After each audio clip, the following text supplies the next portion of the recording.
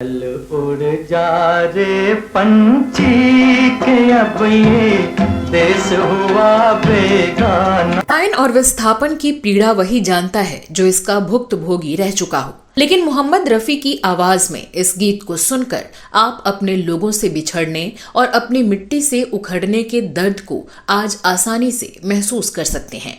भूल जा अब वो मस्त हवा। मोहम्मद रफी इस गीत में गायन की ऐसी सुंदर छवि उकेरते हैं कि अर्थपूर्ण बोलों और सुरीली धुन वाला ये गीत वैश्विक आकार ले लेता है और ये दुनिया के हर व्यक्ति का गीत बन जाता है जो हर व्यक्ति की मनोदशा को दर्शाता है। तेरी किस्मत में लिखा है जीते जी मर जाना।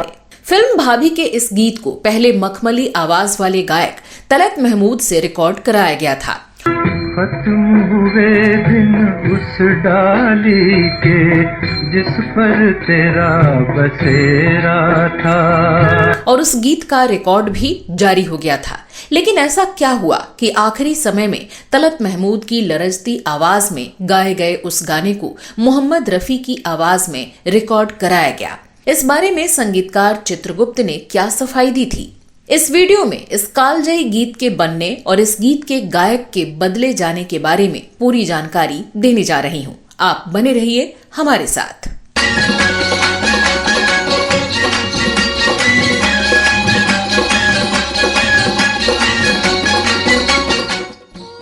मैं हूं आपकी दोस्त और होस्ट श्वेता जया और आप देख रहे हैं अपना पसंदीदा चैनल ग्रेट लीजेंड्स। दोस्तों, जिस गीत की चर्चा मैं कर रही हूँ वो गीत साल 1957 में रिलीज हुआ था। फिल्म भाभी का ये गीत है जो साल की 8वीं सबसे ज्यादा कमाई करने वाली फिल्म थी। चली चली रे पतंग मेरी चली रे, चली चली रे पतंग मेरी चली रे। लेकिन आज इस फिल्म को चित्रगुप्त के संगीत में मोहम्मद रफी के गाए उसी गीत के लिए जानते हैं। उड़ जा रे पंछी के अब ये देश हुआ बेगाना। इस गीत में गीतकार राजेंद्र कृष्ण ने बहुत ही गहरा अर्थ डाला है। साथ ही शिल्पकार की तरह धुनें बुनने वाले संगीतकार चित्रगुप्त ने इस गीत के लिए अत्यंत कर्णप्रिय धुन बनाई। यही नहीं, इस गीत को गाते समय रफी साहब ने भी कमाल किया है और इस गीत के हर शब्द के साथ बराबर न्याय किया है। भूल जा अब वो मस्त हवा। लेकिन पहले इस गीत को मोहम्मद रफी की आवाज में नहीं बल्कि तलत महमूद की आवाज में रिकॉर्ड किया गया था। आज यहाँ कल हो वहाँ ये जो भी वाला फेरा था। तलत महमूद के गाए उस गीत के रिकॉर्ड भी बाजार में बिकने के लिए जारी हो गए थे। लेकिन फिल्म के रिलीज होने के कुछ समय पूर्व इस गीत को मोहम्मद रफी की आवाज में रिकॉर्ड किया गया और उसे ही फिल्म में रखा गया। इस बारे में चित्रगुप्त ने एक इंटरव्यू में बताया था कि ये सही है कि पहले इस गीत को तलत महमूद की आवाज में रिकॉर्ड किया गया था और तलत महमूद ने इसे गाया भी बखूबी था, पर फिल्म रिलीज होने से पहले तक मुझे कई चीजें खटक रही थीं। मुझे लगा कि बात ठीक से बन नहीं रही है, वो भाव नहीं आ रहा जो कहानी और चरित्र के साथ पूरा न्याय कर सके। मैंने फिल्म के रिलीज होने से कुछ दिन पहले रफी साहब से संकोच पूर्वक आग्रह किया कि वो इस गीत को मेरे लिए गा दें। रफी साहब इसके लिए तैयार नहीं थे। उनका कहना था कि क्या मैं अपने दोस्त की जगह इसे दोबारा रिकॉर्ड करूं, क्या ये ठीक रहेगा। लेकिन मैं उन्हें मनाता रहा और आखिरकार रफी साहब मान गए और उन्होंने इस गीत को गाया और इसमें वो बात ले आए जो मैं चाहता था और ये गीत मास्टरपीस साबित हुआ। कौन भला उस बाग को पूछे। दोस्तों, अगर हम संगीतकार चित्रगुप्त की बात करें तो फिल्मी दुनिया में उनको बी और सी ग्रेड के संगीतकार के रूप में ही याद किया जाता है। लेकिन उनके बनाए गए संगीत हमेशा ए ग्रेड के ही रहे। उनका संगीत इतना कालजयी रहा है कि एक आम रसिक या संगीत प्रेमी की यादों में उनके बनाए गीत दशकों बाद भी जिंदा हैं। जबकि उन गीतों की फिल्मों के नाम या फिल्मी पर्दे पर उन गीतों को गाने वाले अदाकारों के नाम आज तक लोगों के जुबान पर नहीं चढ़ सके। जब इस संगीतकार की सुरीली संगीत रचना के साथ मोहम्मद रफी की आवाज का मेल हुआ तब वाकई चमत्कार हो गया। लागी छूटे ना अब तो सनम, लागी छूटे ना। ऐसा चमत्कार एक नहीं कई गीतों में हुआ और ऐसे गीतों की सूची में सबसे ऊपर रखे जाने वाला गीत फिल्म भाभी का ये गीत है। तेरी किस्मत में लिखा है जीते जी मर। ये गीत बिनाका गीत माला में ऊंचे पायदानों पर रखा जाता था। चित्रगुप्त ने एक मजे हुए चित्रकार या शिल्पकार की भांति इस गीत को बुना है।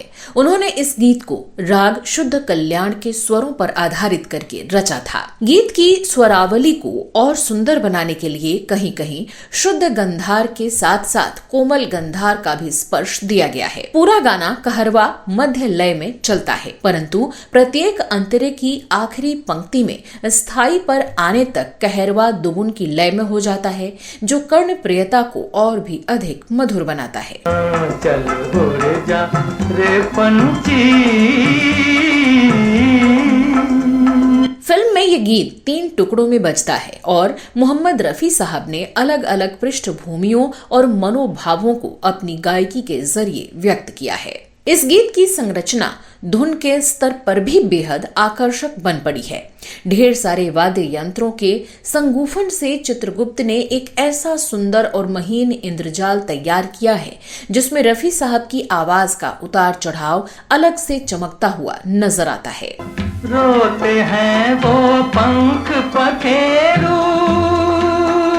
ये गीत धुन के लिहाज से जितना कर्णप्रिय और खुला खुला सा लगता है, वहीं रफी साहब की आवाज में मार्मिक होने के महीन रेशे धागे को भी छोड़ता चलता है। कुल मिलाकर कहा जा सकता है कि इस गीत में तमाम वाद्यों की ध्वनियां, शब्दों की अर्थमय भंगिमाएं और गायकी की विराट भावनात्मक संकल्पनाएं इस गीत को असाधारण ढंग से एक खूबसूरत रचना में तब्दील कर देते हैं। रोते हैं वो पंख पखेरू, साथ तेरे जो खेले। चित्रगुप्त साहब ने रफी साहब के बारे में कहा था, मैं वही संगीतकार हूँ जिसने रफी साहब की आवाज का सबसे अच्छा इस्तेमाल किया। आप मेरी फिल्मोग्राफी पर एक नजर डालें तो जो बात मैं कहना चाहता हूँ वो और अधिक साफ हो जाएगी। रफी साहब ने मेरे लिए जो गीत गाए हैं उन पर एक नजर डालिए तो पता चल जाएगा कि रफी साहब ने मेरे लिए कुछ गीत बिल्कुल अलग अंदाज में गाए हैं, बड़े गहराई भरे मूड में,